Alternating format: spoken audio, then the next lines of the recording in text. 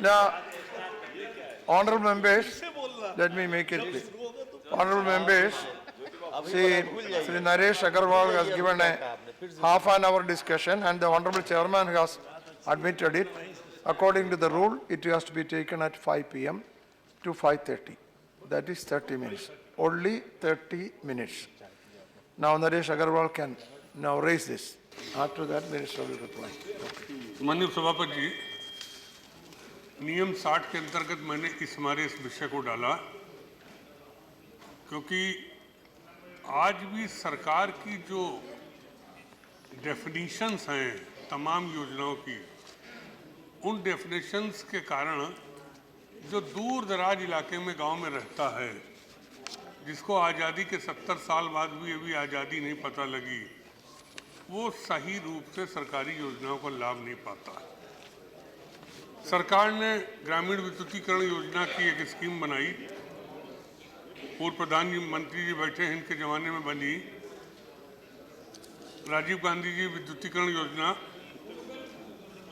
केवल ये तय हुआ कुछ योजना के तहत हिंदुस्तान के सारे गांव नहीं, उनके हैमलेट्स भी, मजरे जिनको कहते हैं, सबको ऊर्जीकृत किया जाएगा।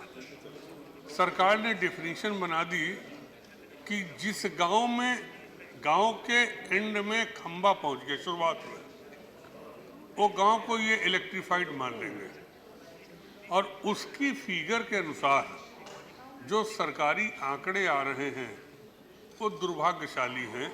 मैंने उस दिन प्रश्न किया था कि उत्तर प्रदेश में कितने गांव ऊर्जीकृत होने से रह गए। माननीय मंत्री जी ने जवाब दिया था 173 गांव केवल ऊर्जीकरण होने रह गए। मैं मंत्री जी आपके सामने कुछ फिगर रख रहा हूं। केवल 1,72,000 गांव उत्तर प्रदेश में चिन्हित किए गए थे। बाद में रिवाइज लिस्ट हुई 1,60,000। अभी तक कुल 72,000 मजरे ऊर्जीकृत हुए हैं। बाकी पूरे के पूरे 80,000 से ऊपर अभी ऊर्जीकृत नहीं हुए हैं और उसका मुख्य कारण रहा कि करीब 1200 करोड़ रुपए सेंट्रल गवर्नमेंट के ऊपर पेंडिंग है। राज्य सरकार ने ठेके दे दिए, ठेकेदारों ने ठेके ले लिए। आपने उन सारे ठेके जो हो गए, उनके अंतर्गत जितने गांव आते थे सबको ऊर्जीकृत मान लिया और आपने 1200 करोड़ रुपए रिलीज नहीं करे, जिसका नतीजा हुआ कि आज उत्तर प्रदेश में 80,000 से ऊपर गांव बिना ऊर्जीकृत हैं। और दूसरा जो मैंने शुरू में कहा कि आपने जो परिभाषा दी कि गांव के शुरू के ओर में अगर खंबा पहुंच गया तो आप गांव को इलेक्ट्रीफाइड मान लेंगे। बाद में 10 कनेक्शन पे आपने कहा गांव को हम इलेक्ट्रीफाइड मानेंगे। 10 कनेक्शन पे, और वहाँ पे 10 लिए जा रहे हैं, जो 10% और 10 में जो भी आपका अंतर हो। गांव में 1% लोग कनेक्शन लेने को तैयार नहीं, जो स्थित है। आप उसके मारे उस गांव में ट्रांसफार्मर नहीं लगा रहे हैं, गांव को इलेक्ट्रीफाइड नहीं कर रहे हैं, क्योंकि कनेक्शन जब तक 10% आप कह रहे हैं, हमने तो 10 ही कनेक्शन की बात कही। 10 और 10% में बहुत बड़ा अंतर है। इस मारे भी तमाम गाँव जो आपके फिगर से ऊर्जीकृत हो गए वो ऊर्जीकृत नहीं है। और ये उत्तर प्रदेश की फिगर है। आपने जो फिगर दी, हम भी जो फिगर दे रहे हैं उत्तर प्रदेश की दे रहे हैं। और जो स्थिति है, क्योंकि आप कई बार उत्तर प्रदेश गए, समाचार पत्रों में पढ़ा हमने कि ऊर्जा मंत्री कह गए कोई देश में ऊर्जा की कमी नहीं है और जितनी ऊर्जा उत्तर प्रदेश चाहेगा उतना उसको देंगे। माननीय मुख्यमंत्री जी आए हैं, आपने उनके साथ बैठक करी। आप और मुख्यमंत्री जी के बैठक के बीच में समझौता हुआ और आपने तमाम घोषणाएं कर दी कि ये पावर स्टेशन लगेंगे, इसके लिए हम ये पैसा दे रहे हैं, उसके लिए हम ये पैसा दे रहे हैं। मैं आपके सामने फिगर रखना चाहता हूँ। 24 घंटे विद्युत सप्लाई करने के लिए आपने योजना मांगी। 19,000 करोड़ रुपए की योजना उत्तर प्रदेश ने भेजी। आपने केवल 7,000 करोड़ रुपए सैंक्शन करे। 12,000 करोड़ रुपए क्यों नहीं सैंक्शन करे? 24 घंटे बिजली कैसे मिलेगी जो आप घोषणा करके आए थे? फीडर सेपरेशन के लिए कहा गया कि गांव शहर का फीडर सेपरेट हो जाए, जिससे जितने घंटे गांव को बिजली गांव पहुंच जाए, शहर को शहर पहुंच जाए। 7100 करोड़ रुपए का प्रोविजन हुआ, 3250 करोड़ रुपए आपने सिर्फ स्वीकृत करे। यानी आप जो स्वीकृत कर रहे हैं, फिगर देख लीजिए कितने मांगे गए, कितनी फिगर है। उसके बावजूद आप कह रहे हैं कि नहीं, हम ऊर्जा में के क्षेत्र में क्रांतिकारी परिवर्तन हो गया, इधर रखो। प्रधानमंत्री ऊर्जा योजना आ गई। आजकल तो सब योजना प्रधानमंत्री जी के नाम से चल रही हैं। चलिए उसको वो तो हम धीरे से आगे बता देंगे दीनदयाल के नाम से, लेकिन इस समय तो हर मंत्री प्रधानमंत्री योजना पे जुटा हुआ है।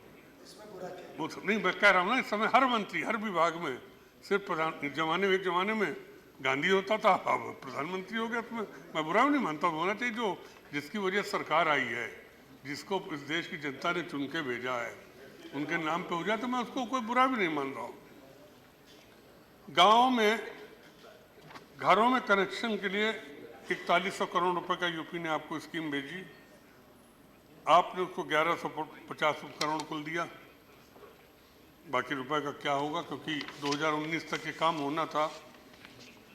आईपीडीएस योजना में 500 करोड़ रुपए पेंडिंग, 500 करोड़ रुपए अभी जो आपको यूपी को देना है वो आपने भी नहीं दी है। आप देख लीजिए उस योजना को, क्योंकि गांव के साथ शहर भी देख लीजिए, दोनों देखने को मिल जाए तो ज़्यादा अच्छा है। दीनदयाल योजना में भी आपने उत्तर प्रदेश को कितना, आप खुद बता दें कि कितना दीनदयाल योजना को 11th और 12th प्लान में तो जो स्वीकृत हुआ हो गया, लेकिन दीनदयाल योजना में आपने कितना कहा था, उसमें करीब 7000 करोड़ रुपए बाकी है। तो मैंने एक फिगर बताया, आज इसी हमारे 2 घंटे सदन नहीं चला है, कि हमारे मुख्यमंत्री जी आपको चिट्ठी लिख रहे हैं, दिल्ली में आके बात कर रहे हैं, करीब 100 पत्र केंद्र सरकार को विभिन्न विभागों में लिखे गए। केंद्र सरकार से वाहवाही तो बहुत हुई, लेकिन मिल क्या रहा है? नितिन गडकरी जी एकदम ऐसी घोषणा करेंगे जैसे एकदम कल एकदम देश में परिवर्तन हो जाएगा। उन्होंने कह दिया दिल्ली से गाजियाबाद तक की ओवरब्रिज बन रहा, आज तक तो शुरू भी नहीं हुआ। उत्तर प्रदेश सारी नेशनल हाईवे बेकार पड़ी, सारी टूटी पड़ी नेशनल हाईवे काम नहीं हो रहा। आज 2 घंटे सदन जब इसी पे नहीं चला, तो हमारा ये आरोप है कि जानबूझ के चुनाव के वर्ष में उत्तर प्रदेश की सरकार को बदनाम करने के लिए केंद्र सरकार सुनियोजित तरीके से उत्तर प्रदेश के लिए जो योजनाएं स्वीकृत हैं, जो उत्तर प्रदेश का अधिकार है, और खाली उत्तर प्रदेश में बिहार वाले बैठे हुए हैं, आज बिहार वाले भी यही आरोप लगा रहे थे, जिन जिन राज्यों में भारतीय जनता पार्टी का शासन नहीं है, उन राज्यों को सुनियोजित तरीके से आप दंडित कर रहे हैं उन राज्य के लोगों को। और आप यहाँ से ये कहते हैं कि हम पैसा दे रहे हैं, लेकिन राज्यों में आप ये कहते हैं कि राज्य सरकारें काम नहीं कर रही, और ये एक राजनीति से प्रेरित है। मैं चाहूँगा कि आप और लोग भी बोलेंगे, बहुत माननीय सदस्य, ग्रामीण विद्युतीकरण क्या आप परिभाषा बदल दें। ग्रामीण विद्युतीकरण में जो आपने 10 या 10% जो भी आपने रखा है, अगर वो कनेक्शन नहीं मिलते हैं तो भी गांव के छोर तक तो लाइन आपको पहुंचानी चाहिए, एंड तक। शुरुआत में आपने खंबा गाड़ दिया और कह दिया गांव ऊर्जीकृत हो गया, ये तो एक तरीके से गांव के साथ नाइंसाफी है।